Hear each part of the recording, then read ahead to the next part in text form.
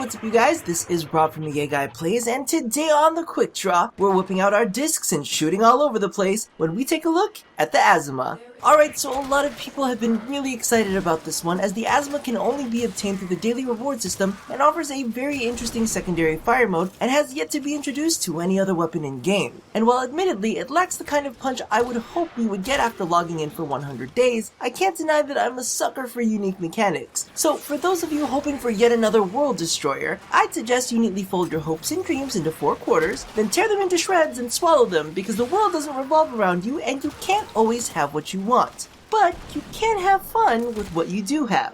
Now the only way you're going to be able to pick up the Azima is by logging into the game for 100 days. It doesn't have to be consecutive, you just have to log in once per server refresh. It'll be awarded to you as a daily reward and will come with a weapon slot and a catalyst pre-installed. Now its primary damage type is slashing with a respectable amount of puncture and a pinch of impact. Now as we know, slashing is fantastic against fleshy enemy units. However, a decent amount of the time, they come wearing protection, as anyone that isn't currently in a monogamous relationship should be. So make sure that you're equipping the appropriate elemental combos in order to deal the optimal amount of damage. Okay, so let's get the secondary fire function out of the way because I'm sure that's what everyone is super curious about. Basically, you launch your clip and its remaining contents out in front of you, which tends to bounce at least once before finding its resting spot at approximately 12 meters if you're aiming directly ahead. Once it does, it'll rise to about hip height and begin to fire in 4 directions, slowly rotating around the radius of the clip. In layman's terms, think about one of those rotating void lasers, but instead of firing off a continuous beam, it's shooting bullets. Now, there are a few things to note. First off, yes, these clips do inherit the damage and fire rate mods of your weapons, and have an interesting interaction with multi-shot. Instead of the clip having a chance at firing off multiple shots at once, it actually creates multiple clips that fire off at the same time. This is best demonstrated with the use of Magnum Force, as when you eject the clips, you'll actually see multiple discs hovering due to Magnum's reduction in your accuracy. Now for those of you curious, the duration of the clip depends on how much remaining ammo you had left before you ejected it, and what fire rate mods you had equipped. Each bullet counts for 1 4-way volley and will continue firing until all the ammo has been consumed. So depending on those factors, you can actually unload multiple discs and have them all shooting off at once. With no additional fire rate mods aside from lethal momentum and no reload speed mods, you can get out about 4 at once, not counting the bonus instances for multi-shot. Lastly, when ejected, each clip acts similarly to a typical grenade, just a little bit heavier. So if you'd like to launch your disc further than the aforementioned 12 meters, you'll actually want to aim it higher to create a larger arc.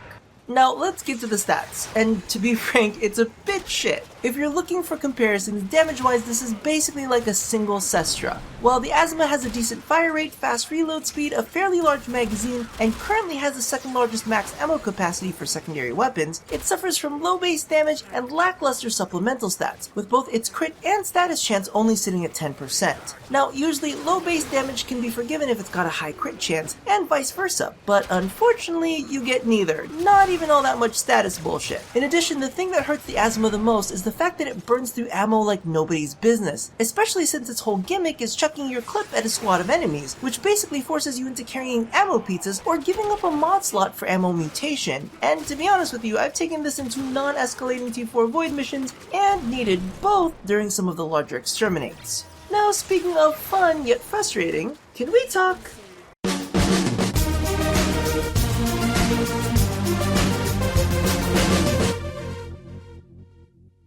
Okay, so I'm completely aware that I basically just trashed the Azima, but in its defense I do have to admit that it does have the fun factor, which I think is something that many players overlook. I mean, think about it this way. Every guy or girl you meet isn't going to necessarily be the kind of person you want to take home to mama. The exact same way that every weapon in game isn't going to be something that you want to drag into an extended duration T4 mission. But does that mean that those people aren't fun to be around? Or that those weapons can't be satisfying to play with? No, not in the least bit. I mean, there's no fucking way I'd ever live on a ranch, but of course I want to get drilled by a cowboy. And just because I wouldn't want to have to move to different military bases, it doesn't mean that I wouldn't want to go down on a marine or two. The fact is, not everything has to be this min-maxy top-tier elitist bullcrap. Sometimes things can be just for shits and giggles. I mean, I've thoroughly enjoyed my time with the Azima. It's like a little fuckboy. I get excited every time that disc of his comes out, and it's always fun to watch exactly how much he can shoot. But you can bet your bottom dollar when it comes to something important, hell yeah, I'm gonna drop his ass for something with a little bit more substance.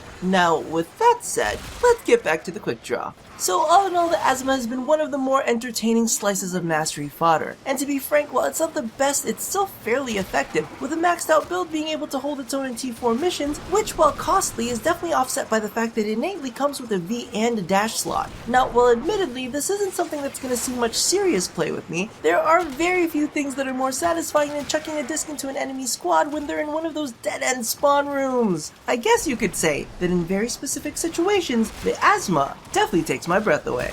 So thank you all for watching another episode of The Quick Draw. If you haven't already caught it, be sure to check out my previous video on the Zooj, Zuge, Shuga, Zugi, or whatever the fucking name of that crossbow is, as well as my most recent Dress to Kill reviewing the Dojo palette. Now, don't forget to do all the things that I asked you to do at the end of every one of these, and as always, stay tuned to watch me play around with more discs here at A Gay Guy Plays.